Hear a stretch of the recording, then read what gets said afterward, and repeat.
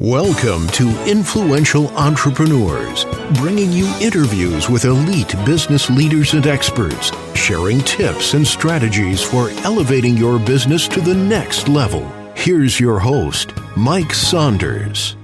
Welcome to this episode of Influential Entrepreneurs. This is Mike Saunders, the Authority Positioning Coach, and today we have with us Stephanie Everett, who's the lead coach of the Lawyerist Lab community, the next generation of innovative and technology-driven lawyers. Stephanie, welcome to the program. Yeah, thanks for having me. You're welcome. Hey, give us a little bit of background on yourself and then what led you to Lawyerist. And then we're going to dive in deep to really bring to light the innovative and technology aspects that you bring to the attorney community. Yeah, so I'm a lawyer, graduated from law school, followed the path like many to big law, ended up having an opportunity about 6 years later to launch my own firm with a partner, which I had no inclination or thought that I would ever do. That just didn't seem like it was in the cards for me. But found out that I loved it. I was the managing partner, and I loved really figuring out the business and how to make the business aspects of the firm run. And so we grew our little team from, me and another attorney and a legal assistant to a team of 20 in just under 7 years. In that process, a lot of colleagues were coming to me saying, wait, how did you do this? And those conversations led me to discover that a lot of things that might have felt like common sense to me or maybe just came more naturally to me and as best business practices weren't being followed by a lot of my colleagues. And so I saw an opportunity in 2015 to kind of shift and help law firms run healthier businesses. And so did that, started my own, got certified as a coach, started a coaching and consulting practice. That led me to launch an incubator for the State Bar of Georgia with the 5 law schools where we were helping newer lawyers start socially conscious law firms. And then I hooked up with the guys from Lawyerist, and, Sam and I spoke at a conference together. We had dinner, and next thing you know, I had a new job. Right? How most jobs work. Yeah, it's neat how things work. And, hearing that short synopsis, it's obvious that if you came directly to Lawyerist, it would not have been as effective because you needed to learn your lessons, good and bad. You grew the firm from 7 to 20, and that's wonderful. But I'm sure in that growth trajectory were some tough battles. And then from that, you're going, hey, here's the lessons I learned.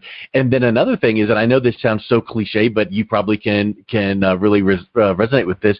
In law school, just like medical school, just like all of these top professions, they don't really give you classes on how to build and run your own business should you open one. So, you might have gotten half of a, semester or a chapter in a book on running or starting, but it's in one ear and out the other. And so I think it's not surprising to me to hear some of your colleagues going, how did you do it? And then when you told them, to have most of them not know or not be able to do that. So having that support and having this community, I feel like is really, really timely.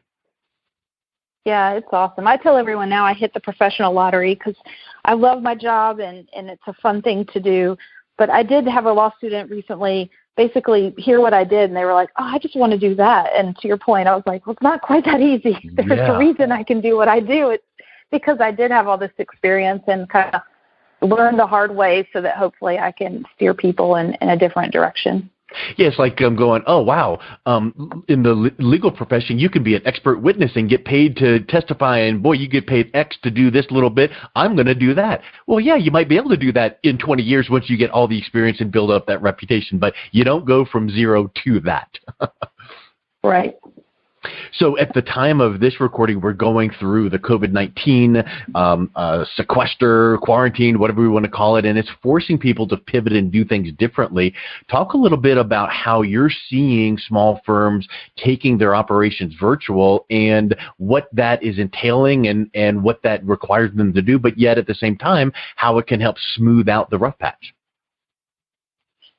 Yeah, it's funny because these are the things that we've been preaching about for years, going paperless, being able to work from anywhere, singing the praises of being able to use virtual help to kind of supplement your team.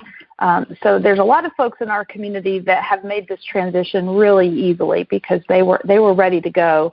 But I've also seen a fair number of folks struggle. And so the basics you got to get the basics down, and which is have a good tech setup at home. And then from there you can start building. So there's a lot that needs to go into your practice. But I think the number one thing I say is it's not an excuse to stop. It's very strange to me. I keep getting out of office responders on email to lawyers, and their response is, "I'm sorry, but I'm shut down," or "I'm working from home." And I'm like, why is that? Why do you have an auto responder on? Like, you're just working from a different place. You're still where's working. your brain? Your brain's not working from home. Your brain just happens to, and I'm not saying that in a critical way. I'm saying your intellectual property is your brain. Does that matter whether you're sitting in an office in one-on-one personal touch, or if you're at home or at a Starbucks or wherever? That's where your capital is, your intellectual property. So yeah, to your point, don't set that out of office. Just go, hey, in these crazy times, it might take us an extra minute or two to reply back, but please know we will respond. And then when that response comes by phone, email, Zoom, whatever, you're right into it. It doesn't have to be immediate. It doesn't have to be video. It could be audio.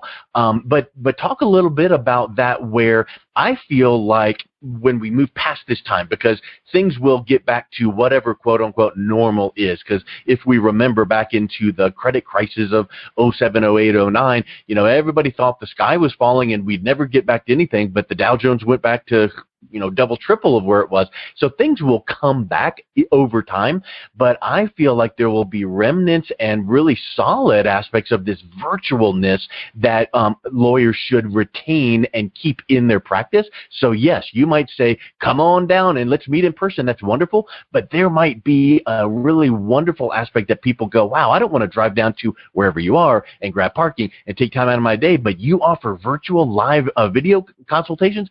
That's amazing. So what do you feel like there should be a mix and a balance there when we come through this? Yeah, I've been working remote for 2.5 years, and I love it. And so I hope that this is giving people a taste of how easy it can be in today's world to have virtual meetings, to still connect with people on video so you still get to see their faces and have that, interaction that way. To your point, I can't stand now when people are like, oh, come to my office. I'm like, really? I have to drive through traffic and park and that whole hassle? Like, it's such a waste of time, especially for something that often can be done very quickly. So I have enjoyed virtual meetings for years now, and I hope that people are getting a taste and realizing it's not that hard. And in fact, I saw a judge post a couple of days ago encouraging people to do more hearings through her virtual setup. And I think some people are starting to see, like, oh, wow, this is great. Like, I used to have to go sit in a courthouse and wait until it was my turn for a 10 or 15-minute thing. And it would take hours for 15 minutes of substance, where now you can just jump on from wherever you are, have that interaction personally, like on video. And it's funny you mentioned that, because I was just thinking when you were saying that, I think it was last week, I posted on my Facebook. Do you watch the show All Rise? No. Is it good? Is it TV? It was really neat because, of course, who knows when shows tape their shows and whatnot, and then obviously a lot of these top shows that we see, they're not going to be coming back next season because it's all action based and you're not going to be able to get it. But it was so interesting that All Rise is focused around this judge and all of the courtroom proceedings. But this episode last week was 100% them on Zoom boxes saying, "Isn't this quarantine crazy?" And so, in other words, they did the whole show, real time, what's going on now, and then they were doing exactly what you said. Hey, here's this proceeding that needs to happen, and let's just do it. And they're like, should we? Could we? Can we? And it was just really neat to see that. And I think that's where all of us, business, attorneys, it doesn't really matter. I think that we're going to be able to take from this time the aspect of being virtual. And let's even just touch on something too, is the efficiency factor. From the person coming into your office, you touched on that, but how about the efficiency that it is for a lawyer lawyer to say, okay, I've got a 9 o'clock session, and we know it's not going to take as much time because when someone's sitting there in front of you, it's like a lot more small talk. Here's some coffee, let's chat, and then let's get into this. Do you feel like even the virtual sessions help to keep things right on track and even more efficient than it would be in person? Nothing wrong with the in person, but do you get a little bit of a lift that way on virtual? Absolutely. It definitely keeps things a little bit more streamlined. And look, I can't wait to go back and be in person with folks and hug and do all the things. Yeah. But there is a benefit to being online and to being efficient. It allows you to see more people throughout the day. And then think about it from the client's perspective too, that, if they were in a position before where they had to maybe take off work or get childcare or, all the arrangements they have to make just to come and have a meeting with you, it takes a lot of that headache away from them as well. So I think you should continue to offer this virtual meetings even when the world's opened back up, because it's just a smart thing to do. It's a client-centered thing to do, which is what we preach in our community all the time, is take it from the client's perspective as well, and what would make their life easier, And unfortunately, for lawyers, like places like Uber and Amazon make things really easy, and so that's the benchmark that we're being held to now. Like, we are expected to make things as easy as they do, and we're sometimes that's hard for us because we're a little bit behind the times when it comes to tech and innovation as a profession. Yeah.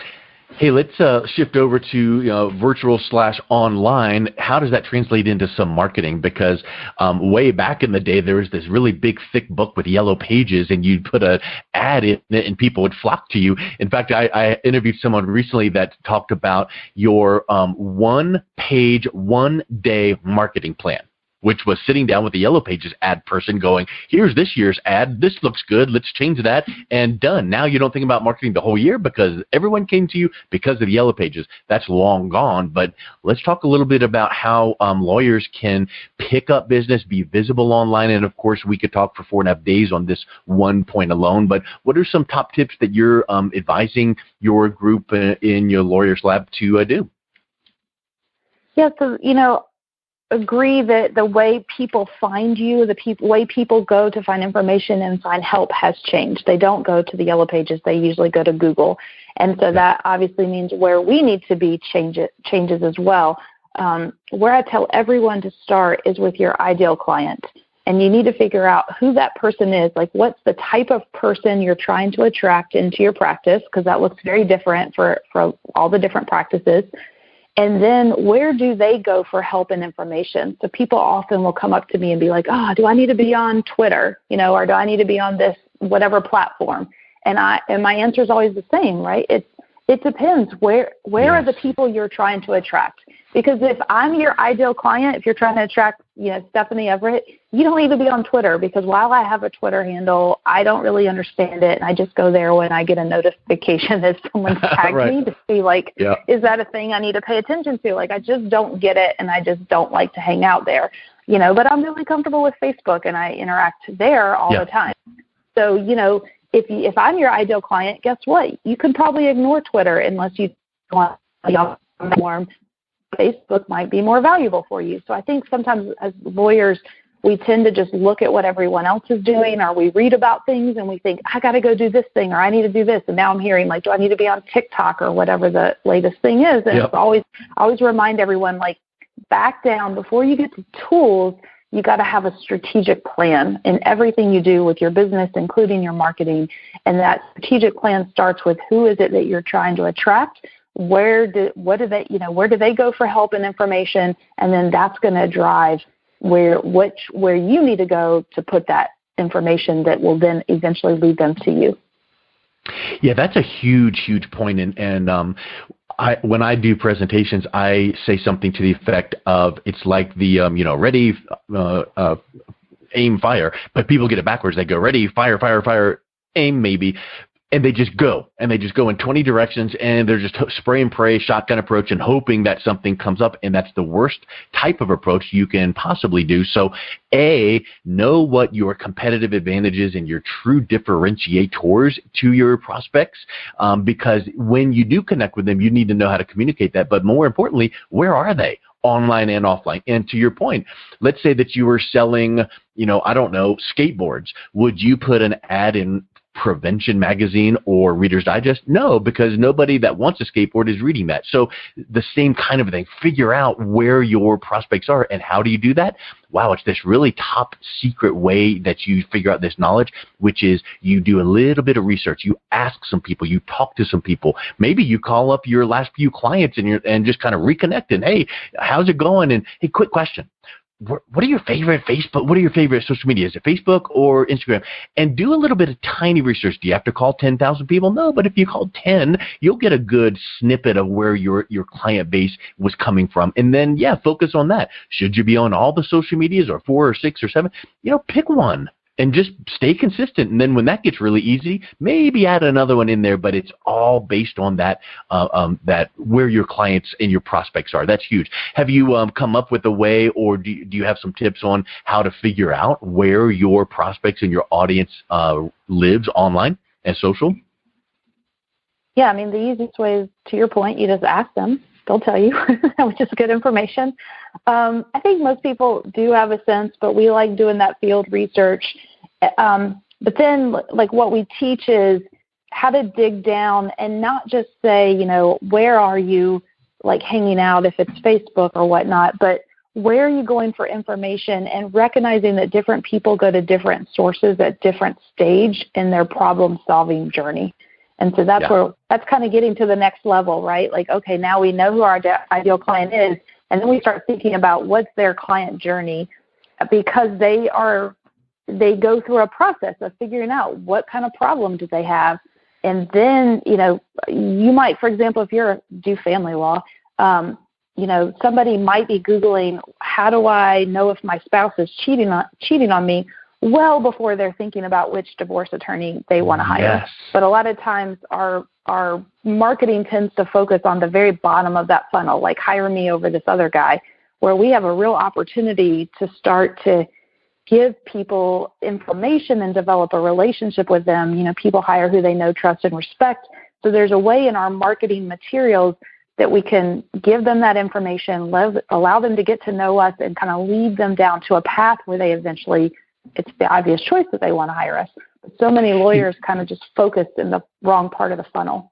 Yeah, we could go for hours on that one point alone, because you're one of the few people I ever talk to that know that or say that. The buyer's journey. I teach marketing at a few universities, and it's a thing. It's a marketing thing. It's a strategy. The buyer's journey, and what is that buyer's journey? And it could be slightly different for each lawyer based on your area of practice. Because, like you said, a divorce attorney isn't going to necessarily go Google best divorce attorney, because they might not be at that point yet. So they're not at the buy keyword, like best price for Reebok sneakers. They're doing things way before that. In fact, it reminds me, have you ever read the book called ZMOT, Z-M-O-T? No, I have not. I've read I think you'll love it. And here's a little tip. You can Google it and get the PDF free immediately, because it's written by an ex-Google employee, and it's just it's a pretty quick read. But the whole feel of it stands for Zero Moment of Truth, ZMOT.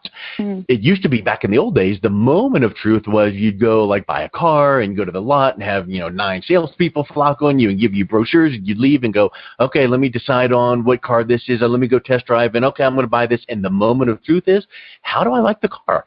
Well, today the zero moment of truth is all the things that lead up to that. So I'm going to go do some Consumer Reports research. I'm going to look at Carfax. I'm going to look at reviews about this exact make and model of car, and also the dealership. And I'm going to walk into that dealership with probably 3 or 4 or 5 pieces of paper that says, here's the car I want, the color, here's the Carfax, I want this, can you provide it at this price? And if you can't, I'll go right down to your competitor down the road, because I'm the informed buyer. And that's really what happens today. And when I give these kind of presentations, I'll ask for a raise of hands, and most of the room is like, yep, that's what I did when I bought my last car. Well, why is it any different in choosing an attorney? You're not ready to go best attorney for just yet. You've got to, what are those like little trigger moments or these little flags that pop up, and figure that out. And sometimes it takes you just going, okay, what are the most frequently asked questions we get. So maybe you look at your incoming emails, or maybe your social media posts or messages or phone calls coming in. Have the admin person start taking down questions and writing them down, and then do a little bit of your actual real-time primary research, because that's what's coming into your firm. And then from that, wow, you know what people are needing even before they're ready to make a selection, and then you get out there in front of it. That's such a huge point. Yeah, love all that. And yeah, it just points out that a lot of lawyers sort of approach their presence on these different platforms, unfortunately, just the wrong way, because they are just about buy. And so that's what I enjoy working with people, figuring out. And I'm sure you know this as well. If you can describe someone's problem in a way that they read it or they hear it and they think, oh my gosh, this person just knows me. Like, how do they get in my head and they're describing exactly what I'm thinking or feeling right now? Then they just assume that you also can solve the problem for them. And so there's some real cool, powerful stuff we can do with our marketing message when we kind of figure that out and learn a new way to put ourselves out there in the world. You got it. And guess what? Here's the really, it's kind of like a counterintuitive approach, in that most people are like, let's buy a Facebook ad campaign, a Google ad campaign, and let's make that work, but it doesn't work because what we just said. But the really cool thing is, which is the harder of the two approaches? The harder is hoping to land on some ad campaign that works, but it really doesn't. Or how about just this? Be yourself. Just be an educator and an advocate for that target audience, that prospect, and just teach and talk and educate and help them decide, because then you come off as that, advocate and trusted advisor. And if you know the buyer's journey and you're talking about one of the points in the buyer's journey, then they're like, oh, that's a really good point. And that's pretty cool. They didn't push me. They're not saying buy now. They're not saying click this and whatever. They're just teaching. And I recently wrote an article for Forbes called Optimize the Buyer's Journey Using Strategic Authority Positioning. Well, that's what we need to do, because if one of your competitors out there is actually doing some kind of teaching on that topic, you need to be the one that's doing it, and it looks to be that much better. So for instance, if someone sent out a tweet about some point, but you did a video on that, that's going to resonate better because they get to know the person, your personality, your voice inflection. So I think that's just such a huge piece, and people miss out on that. It doesn't matter your profession, but you just miss out on the teaching aspect. Have you, I know the concept of content marketing is something you talk in your little lab. Go a little bit deeper on how you advise lawyers to use content marketing. Yeah, I mean, it's just really all the things you said. People are going to look for information. So those frequently asked questions, those things that everybody asks you, you have the ability to write in information pieces. It's not ads, it's information, and it's not legal advice, so it's okay to do this ethically, to write these short answers to those questions, and that's just it. That's content, right? And then we put that content in lots of different places so that we know people can find it. And the hope is when they're looking for that information, if you're the one providing those answers to them and really helping them get that information they need, then you can do that in a way, and then you can kind of get a little bit more sophisticated with it, where you actually walk the person down a path. So you just think about it one step at a time. Like, what's the first kind of step that they're going to take? They want this. Okay, well, once they get that, then what do they need? Oh, okay, well, then let me provide them that. And then, and eventually the way the content marketing, works is at some point you're going to try to capture an email address or get something from them, because then that gives you that permission to then follow up in an email. And then, hey, I noticed you downloaded my guide on 5 questions to ask before you hire a divorce lawyer.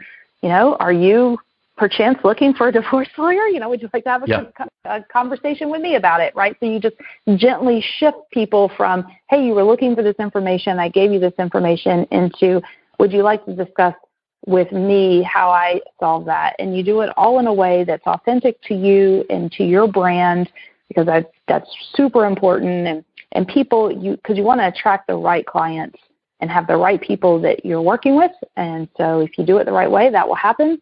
And then it makes the process just really easy. Yeah, I mean, it's just so huge to be able to interject in personal relationship-driven communication. So when you're doing those email follow-ups, it's wonderful to have the logos and the brand colors and all of that in a few of those, but also have like one-liners. Like, hey, you downloaded our guide. Do you know the one critical thing about the difference between mediation and divorce? Just hit reply and I'll tell you that real quick. And if it's like no logos and no just, Mike. And they feel like that you actually sent them that email, even though it's part of the follow-up sequence. And then, what is that? And then you're like, oh, well, the big thing is blah, blah, blah, that's in this page on my website. I did that. Let me know if you like the chat ever. And it's just this nice, gentle guiding them, because I like to say that I'm not a sage on the stage. I'm a guide on the side. So if you guide them through the process, then boy, that trust is built up. So let's wrap up with this, Stephanie. What is the big benefit that lawyers get out of becoming a member of the Lawyerist Lab community? Yeah, I think the main thing is finding a community of lawyers who treat their law firm like a business and are ready to approach it in a client-centered way and kind of push the envelope on what it means to have your firm run as a business. There's a lot of communities out there of lawyers who've kind of done things the same way for hundreds of years, and you've probably run into them where if you were that person sitting at the bar conference and you had this idea that you thought was amazing and you got stuck with a bunch of no's, like you could never do that, right? We've all been in those situations. Yeah. If that's you, then you're our people. Like we're like, come hang out with us, because our community is all about yes and how can we make that happen? How can we push that envelope? How can we get you to a place, because our goal is for you to have a healthier business. So healthy profits, healthy operations, healthy teams, and ultimately healthy life, because that's what this should all be about. And if we're not doing that, then something's broken and we need to fix it. I think that's really huge, because if you remember reading Think and Grow Rich by Napoleon Hill, one of his chapters was the mastermind, and he took like the mastermind. It's like, oh yeah, I'm in a mastermind, but he took the approach of the mastermind. It's like a group of people all trying to help each other out, like having the same mindset. And yeah, it's a group of people, but the really cool thing with what you have together is these are a bunch of lawyers, and they speak your language, and they're growing their practice. They're not competitors. They're one person in this state and another person in that state, so you can be free to mention ideas and say, well, this helped me out, and I'm in Ohio, so it'll probably help you out. You're in Kentucky or wherever. And so I think that mastermind and the mastermind effect is so powerful, and I'm sure that you see that all the time through your community. Yeah, I love it, because people you see, we're there helping. We have an awesome team of coaches who lend their expertise and experience, but where the real magic happens is when the light bulbs go off among the community members, and they're helping each other and they're sharing what worked, but most importantly, what didn't work. Like, hey, this failed for me, so don't do it this way. Try this other way. And yeah, we do. We have a formal mastermind as part of our program, but we get the community together in lots of ways, because there's a lot of experience to be learned from one another, which is what I love. I love just being that person that kind of puts everyone together and gently nudges them along the right path. Yeah, then you take a step back and smile and just watch the sparks fly and the magic happen. Exactly. Cool. Well, let's. What's the best way that people can reach out to you, learn more about the Lawyers Lab community? What's the best website, or any particular downloads or learning pieces that you have on your site? Yeah, so head to lawyerist.com, and there you can join our free community insider, which gets you access to a ton of cool templates and downloads, including an ideal client profile worksheet that will help you kind of start thinking about that buyer's journey and who it is you're trying to attract. So we have some good tools for you that are absolutely free. And then if you're interested in looking at more of our the lab, our paid communities, you'll see information there on the site, or you can just reach out to me, Stephanie, at Lawyerist.com. Awesome. Well, Stephanie, thank you so much for your time today. I'll make sure that link is in our show notes. And thank you for coming on and sharing some of your knowledge. Yes, awesome to be here. Great conversation. You've been listening to Influential Entrepreneurs with Mike Saunders. To learn more about the resources mentioned on today's show or listen to past episodes, visit www.influentialentrepreneursradio.com.